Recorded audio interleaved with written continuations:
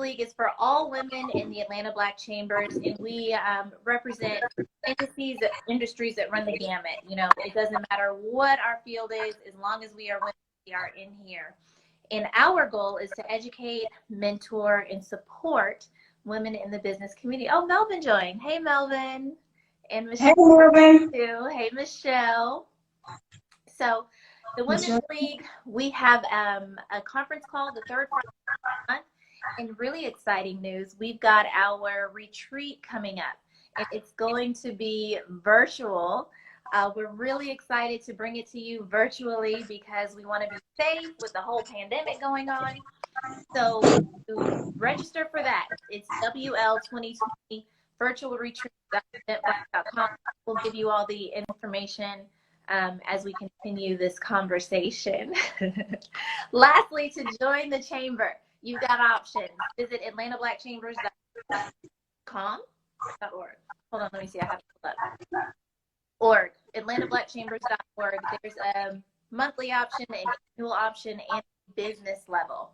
So join us, join in the fun, and let's start talking to Ellakisha. So hello. Good morning. Hello again. Happy to see you.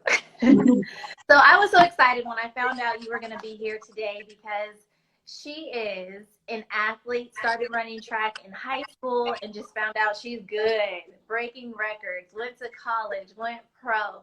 Oh my goodness. You know, to just fall into grace like that, knowing you found a skill, a talent that you're good at. Thanks, Michelle, for posting. And from there, she went to consulting other athletes and then getting her own, how do you say getting your lawyer degree? Law degree? Yeah, getting a law degree. My JD, Juris Doctorate. Okay. So tell us about that journey and how you got to where you are today.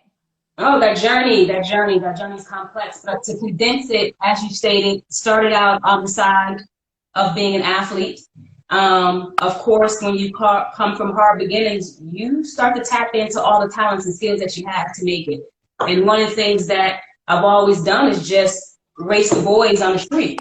And it went from racing the boys on the street and being a female that would beat them to racing them in middle school, and then was told to, you know, consider trying track and field out for high school. And it just took off from there. Went from high school, college to professional. And for me, I've always been the student of the sport, student of anything I'm involved in, right? So I always try to learn not just what I'm doing, but everything that encompasses it. And so as an athlete, I started really learning the business side. And I think I really got consumed on the business side more than I did on the competitive side. Yeah. And I soon realized that I think I could be a major benefactor on the business side.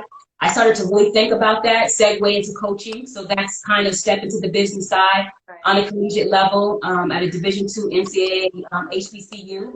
I coached 4 programs. So I was able to give people in the community opportunities as far as scholarships and just even just travel. Outside of Georgia, a lot of you probably wouldn't have seen anything outside of Georgia. But then I started really learning the business side and decided that, you know, how can I empower not just athletes, but entertainers, anyone that deals with contracts and going to the next level, how can I empower them the way that I was looking to be empowered? And I decided to, you know, go to law school and get that JD and have that piece of paper. You know, a lot of times people want a piece of paper. You already have the knowledge. Right. A lot of times people just want that piece of paper to sit at the table. That's your meal. So, yeah, that's the step I took. Yeah, so based on your background and you understanding the business side of athletes, how has that differentiated your law firm? Like, what is it that you focus on? What my motto says is more than representation is personal. Yeah. And that's what I really mean. I knew that being an attorney was a tag. Yeah. Who I am is already who I am. Anyone that knows me, I'm a major advocate for empowerment. I'm an activist for change, and using that platform literally is just another platform for my activism and advocacy. So where I'm different at is I didn't get a degree to enter into a field that was shiny or to make money. I got this degree because I knew it was a step that I had to take in order for me to advocate and be an activist on this realm. So when they deal with Ellakisha, that says it within itself. There's no other Ellakisha. There is not. There's only one. And you've mentioned a lot about advocating, and I know in your experience as you were transitioning from the athlete to the business side, you talk a lot about the politics of athletes. Yeah. So can you talk a little about how you advocate for athletes in that regard? Because you also represent athletes. Yeah, represent athletes in different sports, newly certified NFL agent as well. One of the reasons why I considered to certify myself as an agent was because that's not something I even thought about. But I was helping football players with their contract review. Yeah. And because of the relationship, you want to sit down with someone where you can speak the same language. And it's not just all about business, but you can relate to them. It's like a sister, a cousin, auntie. And they're like, why don't you consider certifying yourself? Because if you're not certified, I'm limited on how far I can help them. So I certified myself so that way I can knock down all doors and help them all the way through the process. But the way that I advocate for them is starting with them. I have a conversation with them and say, look, why are you using your skill and your talent? It's more than about economic inclusion. It's more than just about trying to get a little bit of money or a lot of bit of money that may change your life. It's about ownership. And so when we see even all the stuff that's going on around us now, I mean, we can protest, we can do this, we can do that, but until we put ourselves in a position of power, a lot of it will just be talk and it will depend on people's power. So I'm always a person who pushes for us to be victors and not victims, and I use individual talents to put them in better position for economic inclusion and ownership. So when I'm reviewing a contract, drafting a contract, that's what I'm doing. I'm doing it with that in mind. Right. And Melvin just made a good point. He said credentials matter. So those credentials Yes. to the table, like she said.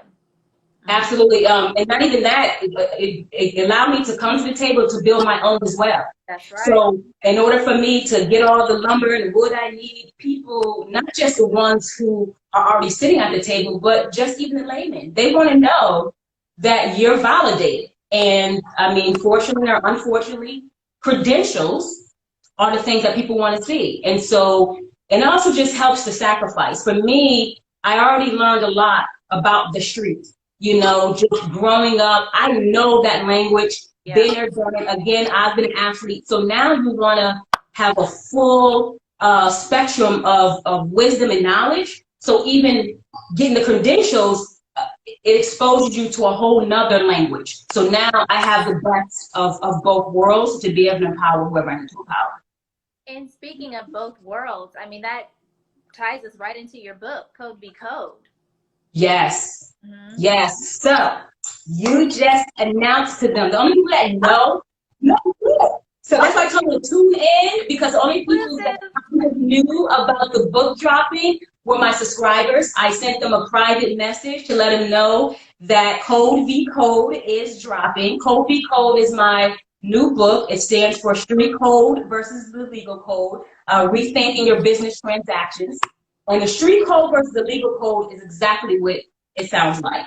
It's how we handle our business the street code way, the way that we've been practicing on the street versus the legal code way, the policy. So practices versus policies. And the street code has caused so much heartache and headache. Sometimes you have learned to do things one way and it may not be as correct. And then when you face issues or trouble, the legal code says, well, you didn't do it right, so you may lose it all. You may lose your own intellectual property, which is your brand, to someone else or to another company. You may lose that amazing song or script. So what this book does is it literally talks about how we handle things on the street code, with the street code way. And then what are the things you need to consider as far as the legal code. And I handpicked specific cases to give examples of what constantly happens all the time and how did the court hold on a particular issue like this. So it's literally an empowerment guide. We can read it straight through, or you can turn to a section of your interest. There's 4 sections. It's trademark, copyright, right of publicity, and contracts. Those are the 4 main issues that we find ourselves on an uphill battle. And I'm empowering you on how to do it better. Ooh, nice. Nice, nice. So many people are entering into businesses without protecting themselves. And I know that one of the facets of your firm is that intellectual property and trademarking. So you are an expert. You understand how this system works, and you're sharing that. What are some of the common ways that people can protect themselves, not to give away? Absolutely. So if we're talking about contracts, the way to protect yourself is to understand every word that's in that contract. The devil's in the details, what they said, and it's absolutely true. A lot of times when we look at contracts and we're getting the money, the only thing we really pay attention to is the dollar amount. We don't pay attention to all the other verbiage that can affect that dollar amount or that can make you lose it all. So protecting yourself is surrounding yourself around individuals that will make sure that you are signing or negotiating the best situation for you as well. When it comes to intellectual property, a lot of times we ignore that. When I talk about the street code, that is one thing. I call it cultural conditioning because the way we do things in our culture, we kind of conditioned from that. And in my book, I literally go back to how that mindset started and how we carry it on. But we don't think about just ourselves as the business entity, right? Just branding who we are is one thing, but trademarking certain things, copywriting certain things. Now you're able to license it. So you're able to make more money off of a situation than just a name. And you're able to protect it at a whole nother level as well. Because when you have a particular brand that somebody may absolutely like, or they want to knock something off, you want to make sure that you protect that. And it's not just an argument. So sometimes the handshake, which used to work very well, is not the situation. But we see it over and over again in the news. And that's from our icons, like high celebrities are dealing with stuff all the way down to the up and coming. And the only way to change that is to make sure you handle your business outside of the show business part. That's right. Get it right from the beginning.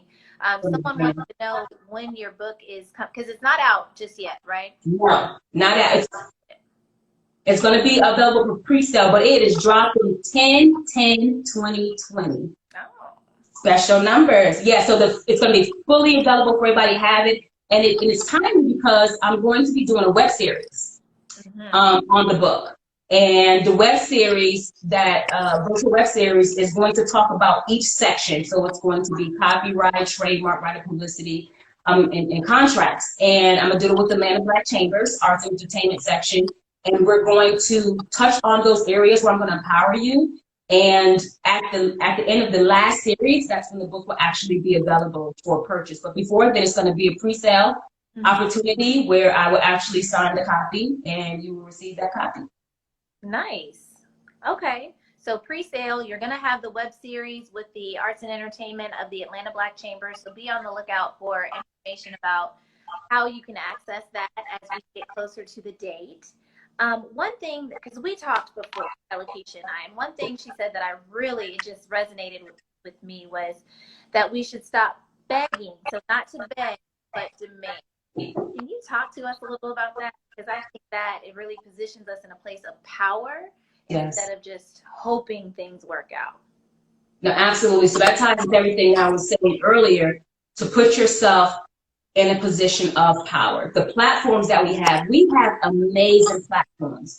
But again, we've been conditioned to think that those platforms are just opportunities you just need to be grateful for. I mean, even if we're starting from athletes who get scholarships in college, our mindset is, well, I'm just happy to get a scholarship. Well, guess what? No, the college is a business opportunity for them as well. Not only are they getting you as a talent, but your talent is opening up other doors for students to be interested in that college, because we know that students go to colleges where they can be proud of, their athletic offerings. So when we put ourselves in a position of power, when we understand the power we possess, we no longer have to beg for any changes. You demand them. Power is what allows you to demand things to go the way that you believe they should go.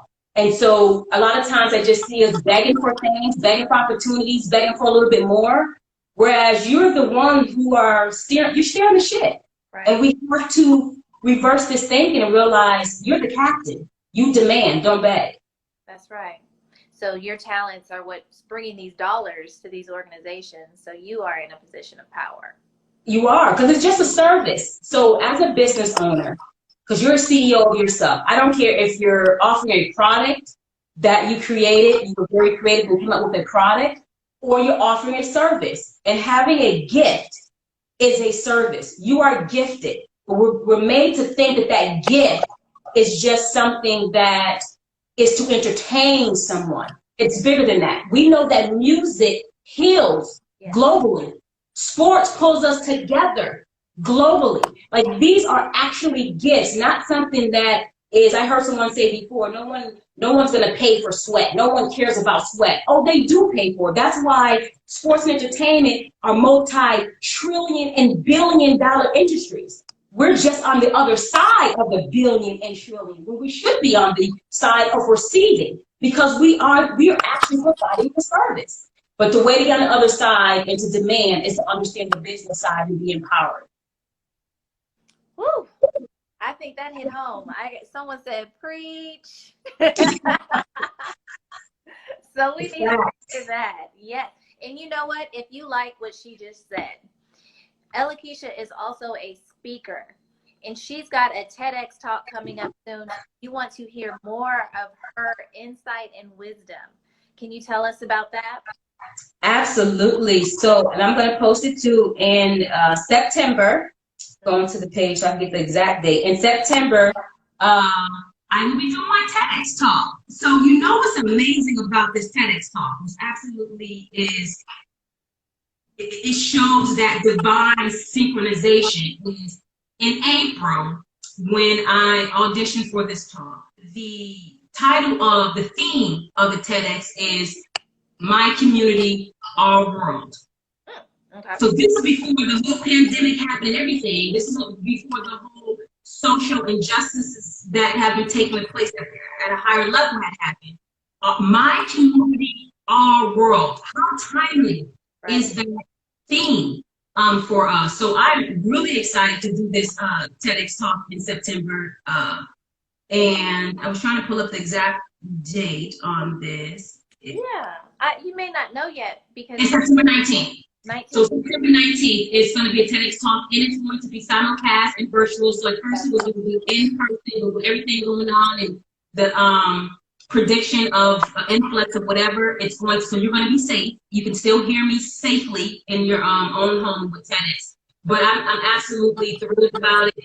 And when I auditioned for the opportunity, the actual talk that I had was really deep. But I kind of course changed a little bit because of what's going on. But we're not allowed to share what it actually is. But I'm excited, and I think everyone will feel really good about what I'm going to bring to TEDx. Absolutely. I think just hearing you speak just now is whetting folks' appetite to hear more from you. Tani just joined. Tani was on last month, so hello, Tani. And Melvin is saying the whole ABC is going to be all over it. So that's one of the good things about the chamber is we support one another in business and in our personal endeavors as well. It's all about forming and creating those relationships. That's the key of chamber membership. We're nearing the end of our time with Ellakisha here. So what else can you share about your speaking engagements or your firm, your athletic prowess that you can share with us that we haven't really hit on yet? Because I want to make sure people get a full understanding of who you are and what you can provide. Absolutely. Before I go there, I just want to piggyback on what you said with the Man of Black Chambers. Oh, yeah. Anyone who knows me know, look, I'm a straight shooter. I do not try to fit in. I don't try to sell something that's just not about me. I mean, people know me. For instance, I have a purple afro, okay, in the legal fix. And you know I don't care about what people think. So I do want to co-sign that out of all types of groups that I have dabbled in or participated in, I gotta say, the Man of Black Chambers, because of what I do, again, use my platform to empower. I make sure that I connect myself with other platforms that have equal interests and that will even promote or push that empowerment. And Lady Black Chambers has done that 100%. It's been like over a year since I'm doing it, or close to it. And the Man of Black Chambers will help you business-wise and personal-wise. I'm able to bring this to you all and the web series On a national level, because I'm only one person, I can touch X amount of people within my space. But Atlanta Black Chambers do expand what we do and what we have to offer. So I just definitely want to talk about that. So if you want to even know more about me, tune in to Atlanta Black Chambers, because you're going to see me all over, whether it's doing this or doing web series. Tune in to Atlanta Black Chambers and join and connect.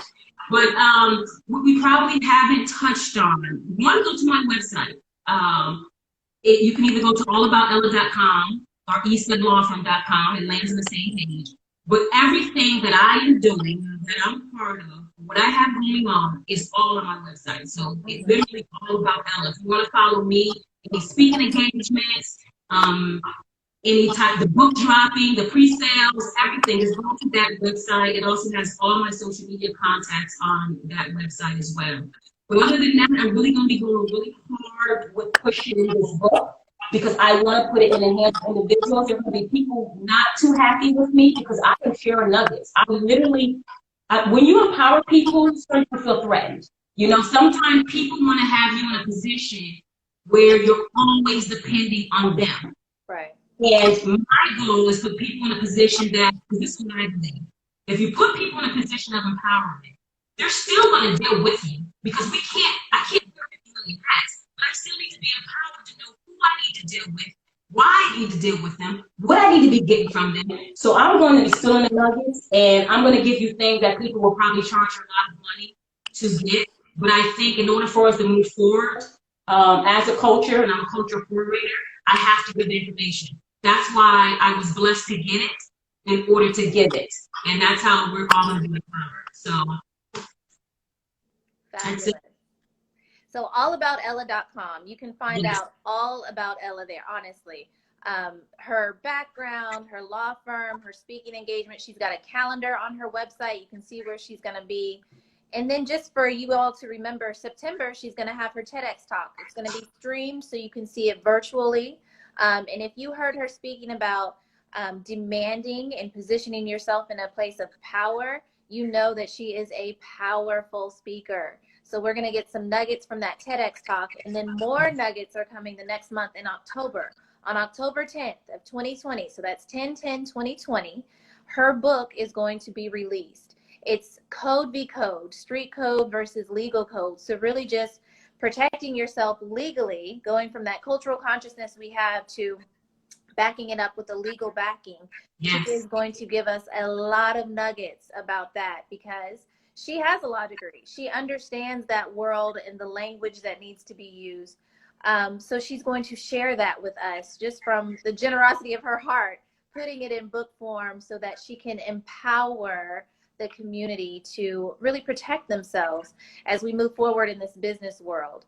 The Network King just joined. I know he's always at all the networking events. We always see him around. So hello, how are you? And to piggyback on what Ellakisha just said, yes, the chamber, amazing. AtlantaBlackChambers.org, 3 ways to join: monthly, annually, or a business level membership. And we do empower, promote, and help one another with our businesses, because we want to make sure that our Black communities and businesses remain strong. So if you're not a member, please do join. If you haven't visited Ellakisha's website, if you're not following her on social, her contact information is in the comments. You can find her online. If you need to reach out to her, Ellakisha, how do you want to be reached? You can email me. That is the best form of contact between you and I. So email me at ellakisha@eastlawfirm.com, or you can go to the website and choose any one of those mediums that you want to contact me with. There's a contact form on there. There's a potential client form. There's all types of stuff on the website, so you can choose the website. But other than that, just email. Oh, perfect. Email is the best option. Yes. Question in the comments: is the chamber a good platform for artists? Ellakisha is actually in the Arts and Entertainment Committee, so can you speak to that for him, please? Absolutely. We have things coming up right now. I mean, artists, writers, producers, in arts and entertainment. So athletes, artists, anyone. In the arts and entertainment section, we offer so much empowerment information, just like I'm doing. That's why I joined that committee too, along with Lee. It's because we offer information. We have virtual review that's coming up. So make sure you join the Arts and Entertainment so you can stay connected. We have coming up. But as just for artists, we have Artist Showcase. We have a situation that we're working on right now. We're showcasing artists and their talent. So you'll be able to be viewed virtually with your talent. So yes, to answer your question, is it good for artists? It's good for you. If you're providing a product or service, Yeah. the Black Chambers is good for you. And there are sections for everyone to join in the Black Chamber on whatever product or service that you're actually providing. It's true. There's something for everyone in the chamber. Absolutely. Well, thank you so much for your time, Ellakisha. Everyone that's here, we are headed to Terry's Instagram page next. She is in real estate. So her handle is Terry_the real estate matchmaker. So we're all going to head over there. Thank you so much for joining us here. Absolutely.